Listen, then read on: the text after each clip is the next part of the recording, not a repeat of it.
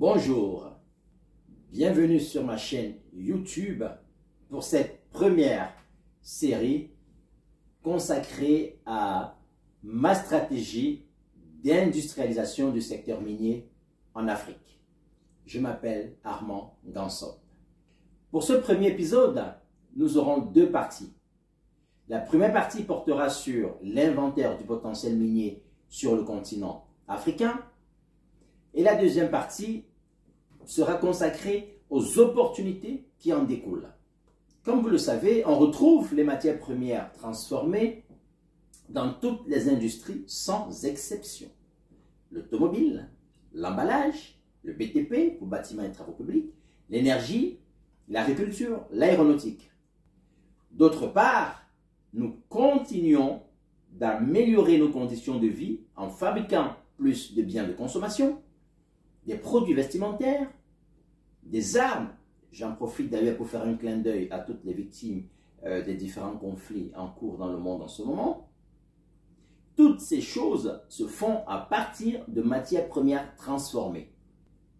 Par ailleurs, la population mondiale va doubler d'ici à 2050. Les pays du Sud vont s'industrialiser et donc les besoins continueront d'augmenter de façon considérable. Il faudra produire toujours et encore plus et fatalement plus de besoins en matières premières. La liste est longue et on passerait la journée à citer des exemples. Tout ceci pour vous rappeler que les ressources naturelles de façon générale et minières en particulier sont au cœur des débats et des enjeux stratégiques de croissance des pays industrialisés et émergents. Il serait bien que l'Afrique ait sa part de mots à dire, ou en tout cas tire son épingle du jeu de cette histoire. Revenons sur le potentiel minier africain. Vous connaissez le proverbe qui dit que celui qui sait d'où il vient, sait où il va. On peut l'appliquer ici en disant que si l'on connaît et contrôle mieux notre potentiel minier, nous saurons mieux comment l'exploiter. De ce que nous savons, l'Afrique aujourd'hui, c'est 60% de réserves de matières premières dans le monde. 80% de réserves mondiales en coltan, 60% de réserves de cobalt, 44% de réserves de manganèse, 40% de réserves de bauxite, 40% de réserves mondiales d'or, 33% de réserves mondiales en diamants, sans oublier le fer, l'uranium, le lithium, le titane, les terres rares. Ce qui m'interroge, ou du moins m'interpelle, c'est que ces estimations que je viens de vous citer ont pour la plupart été faites par des sociétés et organismes étrangers. Et nous avons des exemples qui ont montré que dans le passé, certains gouvernements ont reçu des informations erronées sur le potentiel minier de leur sol. L'exemple qui me vient vite à l'esprit au moment où je vous parle, c'est le scandale du fer de Simandou en Guinée-Conakry avec la société Rio Tinto, pour ne pas la citer. Moi, ce qui m'intéresse et ce que je choisis de voir et d'en parler ici, ce sont les opportunités business qui en découlent. Et aussi de réfléchir, de trouver et de proposer des solutions que nous verrons lors de la deuxième partie de cet épisode et tout au long des autres épisodes. Revenons sur les matières premières. Je m'attarderai dans la suite sur les volumes, les quantités et la valeur estimée en euros de certaines matières premières afin que vous ayez conscience de la manne financière que ça pourrait rapporter à l'Afrique de façon générale, aux entreprises, aux investisseurs, si elles sont bien gérées. J'ai choisi quelques matières premières, ce ne sont pas des choix hasardeux ni arbitraires. Vous comprendrez la logique au fil des épisodes que je vous présenterai. Commençons par les minerais de fer. Le minerai de fer, c'est le fer, c'est le minerai le plus utilisé dans le monde. L'automobile, l'emballage, la construction, les BTP, l'énergie. Et la demande continuera d'augmenter avec l'accroissement de la population. C'est indéniable. Son prix peut varier en fonction de la demande mondiale, mais également de la qualité du gisement. En tout cas, en 2024, il est compris entre 85 et 115 euros la tonne. Pour ceux qui ne sont pas familiers des matières premières, oui, on les vend en dollars la tonne ou en euros la tonne pour la plupart des matières premières. Exception faite pour des matières premières précieuses telles que l'or, le diamant, le saphir qui peuvent se vendre en onces pour l'or ou en kilogrammes. Ça dépend. Mais revenons sur les minerais de fer. Plusieurs pays africains possèdent des minerais de fer. Pour ne pas rendre cet épisode très long, j'ai choisi de présenter le potentiel de gisement de fer de quelques pays. Je commence par la Guinée-Conakry. La Guinée-Conakry, avec ses gisements de minerais de fer dont le plus connu est celui de Simandou, possède la plus grande réserve mondiale estimée à 10 milliards de tonnes de fer. Oui, vous l'avez bien compris, 10 milliards de tonnes de fer. Et en plus, c'est un minerai de très bonne qualité et particulièrement prisé. Avec une valeur à 100 euros tonne, la valeur brute d'une telle réserve serait, tenez-vous bien, de 1000 milliards d'euros. Là, on est en Guinée-Conakry et on ne parle que du minerai de fer. Pour ce qui est du Cameroun, ce pays dispose également de plusieurs gisements de minerais, principalement dans l'est du pays, qui représentent une réserve estimée à 6 milliards de tonnes, soit une valeur brute d'à peu près 600 milliards d'euros. La Mauritanie, quant à elle, disposerait d'une réserve estimée à 1,5 milliard de tonnes, soit une valeur brute de 150 milliards d'euros. Le Congo-Brazzaville, le Gabon, l'Afrique du Sud et beaucoup d'autres pays disposeraient chacun d'une réserve de minerais de fer estimée à 1 milliard de tonnes, soit une valeur brute de 100 milliards d'euros chacun. Les chiffres sont exorbitants, n'est-ce pas? Ça donne le vertige quand on n'en a pas l'habitude. J'ai l'habitude, pourtant ça continue de me donner le vertige. Une fois de plus, nous ne sommes là que sur les minerais de fer. Je n'ai cité que quelques pays. Maintenant, en ce qui concerne la bauxite, c'est un minerai important en raison de son rôle dans la production d'aluminium. Ça représente donc une ressource stratégique pour les pays producteurs. Le prix de ce minerai varie en fonction de la teneur en alumine. On aura l'occasion de parler de l'alumine dans les prochains épisodes et de la demande mondiale. En 2024, son prix est compris entre 45 et 65 euros la tonne. Pour faciliter nos calculs, on va prendre une moyenne de 55 euros par tonne. Vous savez aussi que beaucoup de pays africains possèdent de la bauxite. Les plus connus, ou du moins ceux que je choisis de présenter aujourd'hui, sont la Guinée-Conakry. Oui, à nouveau la Guinée-Conakry.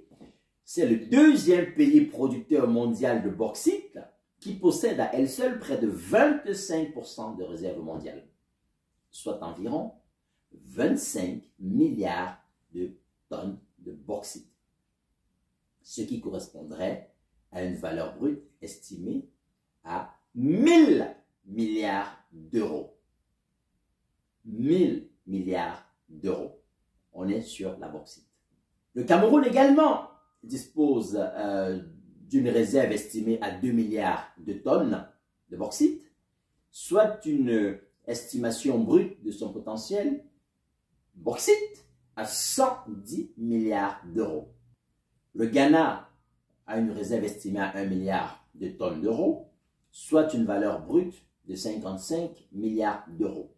Je n'ai pris que ces trois pays pour l'exemple de la bauxite. Le cobalt, c'est la troisième matière première que je cite. C'est un minerai important également en raison de son rôle dans la production des batteries rechargeables pour véhicules électriques. Donc, ça représente également une ressource stratégique. Ce serait dommage que nous n'en profitions pas. En 2024, le prix du cobalt est situé entre 32 000 euros et 35 000 euros. C'est surtout en raison de la demande croissante pour les batteries de véhicules électriques.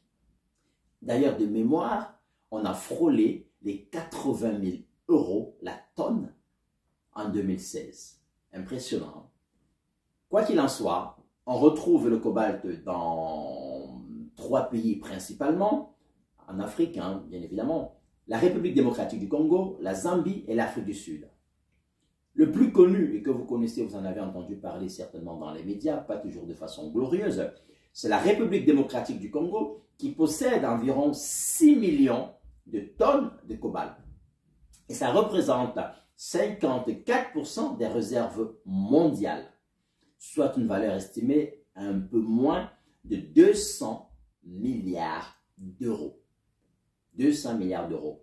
Vous voyez, on ne parle que de centaines, de milliers de milliards d'euros depuis le début de cet épisode. Je pourrais aussi vous parler du manganèse, qui est utilisé dans la fabrication de l'acier et des batteries pour véhicules électriques, dont près de 44% de réserves mondiales se trouvent en Afrique, principalement en Afrique du Sud. Je peux vous parler de l'or, que l'on retrouve dans presque tous les pays d'Afrique, et dont les contrats miniers ont explosé ces 2 dernières décennies, notamment en Afrique de l'Ouest et en Afrique centrale. Et enfin, je ne peux pas vous parler des matières premières en Afrique sans évoquer l'uranium, que l'on retrouve au Niger et en Namibie, principalement utilisé comme combustible dans les réacteurs nucléaires et dans les fabrications des armes nucléaires. En prenant en considération le peu de matières premières que j'ai citées plus haut, ce n'est pas grand-chose. Il n'y a pas plus de 5 matières premières que j'ai citées plus haut, alors que nous en comptons, le pays, enfin l'Afrique, le continent en contient pléthore. Mais prenons juste les 5 matières premières que je viens de citer et les quelques pays que j'ai également cités. Et en partant du principe que seul, du moins de 50% du sous-sol africain a été exploré à ce jour, et n'oubliez pas qu'on peut remettre en cause certaines informations au niveau des résultats obtenus dans l'exploration du sol, parce que, une fois de plus, elles n'ont pas été réalisées par des Africains. D'où l'idée de réévaluer ce potentiel. Mais soit, avec les chiffres que nous avons aujourd'hui, on peut aisément se rendre compte que le potentiel minier africain est estimé, tenez-vous bien, à plusieurs dizaines de milliers de milliards d'euros. Dizaines de milliers de milliards d'euros. On peut comparer avec les pays du Golfe, notamment avec leur manne pétrolière, qui serait estimée à plusieurs également dizaines de milliers de milliards d'euros. Et vous voyez où ils en sont aujourd'hui grâce à cette manne pétrolière, les hydrocarbures. Revenons sur ce qui nous intéresse aujourd'hui. Du moins, continuons. La Guinée, avec juste les 2 matières premières que j'ai citées, a un potentiel minier dont la valeur est à minima de 2000 milliards d'euros. Le Cameroun, avec juste les minerais de fer et la bauxite, a un potentiel minier dont la valeur est à minima, je rigole quand je dis à minima parce que j'imagine qu'on est beaucoup plus élevé que ça, mais je vais vous donner des chiffres pour que vous compreniez et je voudrais me rapprocher de la réalité. 1000 milliards d'euros pour le Cameroun. La RDC, qui est certainement le pays le plus riche en matières premières, on n'arrive pas à chiffrer. C'est impossible. J'ai cherché des informations, j'ai interrogé, c'est impossible de chiffrer. Tellement ce pays est immensément riche. Là, on parle de plusieurs dizaines de milliers de milliards d'euros. Le Nigeria, c'est connu, c'est un potentiel minier qui tourne autour de 700 milliards d'euros. Le Niger, 400 milliards d'euros. Je m'arrête juste sur ces pays-là parce que on ne peut pas, on passerait une partie de la journée à les citer. La Banque africaine de développement a estimé en 2024 que le potentiel minier de l'Afrique était aux alentours de 7 000 milliards de dollars ou d'euros. J'estime que cette valeur est largement sous-estimée. Je n'ai malheureusement pas eu les critères, je n'ai pas vu les critères sur lesquels ils se sont basés pour la faire, mais en tout cas, je peux vous assurer que le potentiel minier de l'Afrique se chiffre à plusieurs dizaines de milliers de milliards d'euros. Et pourtant, et c'est là notre drame, c'est que malgré toutes ces richesses, l'apport actuel de l'industrie minière sur le produit intérieur brut de ces pays reste encore très faible, voire marginal. Pour certains pays, ça ne dépasse même pas 1%. 1%. Je vais vous prendre quelques exemples. Le pays qui s'en sort le mieux, c'est le Botswana, qui a su optimiser son industrie minière. Le Botswana, l'industrie minière du Botswana contribue à hauteur de 30% sur son produit intérieur brut. C'est très bien. Peut-être peuvent-ils faire mieux, mais c'est déjà très bien. La République démocratique du Congo a une industrie minière qui contribue à hauteur de 17% sur son PIB. La Guinée-Conakry, avec tout ce que je viens de vous citer, les minerais de fer à bauxite, rien que ces deux matières premières, a une industrie minière qui contribue autour de 15% du PIB. C'est bien, c'est pas assez. La Zambie, on est à 10%. L'Afrique du Sud, on est à, je crois, 8%. Le Ghana, 7%. Le Congo, 6%. Par contre, le Nigeria, le Kenya, le Cameroun et beaucoup d'autres pays, l'industrie minière contribue à hauteur de moins d'1%. Oh les gars, c'est pas bon. On n'est pas bon et on peut faire mieux. On a de quoi faire mieux. On a l'obligation de faire mieux. Donc je vous cite tous ces chiffres pour vous montrer à quel point la marge de progression est énorme, est importante dans le développement du secteur minier en Afrique. C'est pour ça que je crois dur comme fer que l'industrialisation de ce continent, le développement de ce continent passera à coup sûr par l'industrialisation de son secteur minier. C'est une manne financière considérable et on peut faire, les gouvernements peuvent faire de ce secteur le bras séculier pour le développement économique de leur pays. Nous arrivons à la fin de cette première partie de l'épisode 1 sur l'inventaire du potentiel minier africain. S'il y a quelque chose que je vous demanderai de retenir, c'est l'estimation brute du potentiel minier africain à ce jour, qui s'élève à plusieurs dizaines de milliards d'euros. Et cela ne concerne que 50% de l'ensemble du continent. Et je vous le dis, une réévaluation de ce potentiel est nécessaire pour couvrir plus de surface, plus de pays et mettre à jour les données actuelles. Je vous donne rendez-vous la semaine prochaine pour parler de la deuxième et dernière partie de l'épisode 1 sur les opportunités qui en découlent dans les phases de prospection et d'exploration. En attendant, je vous souhaite une excellente semaine et je vous dis à bientôt.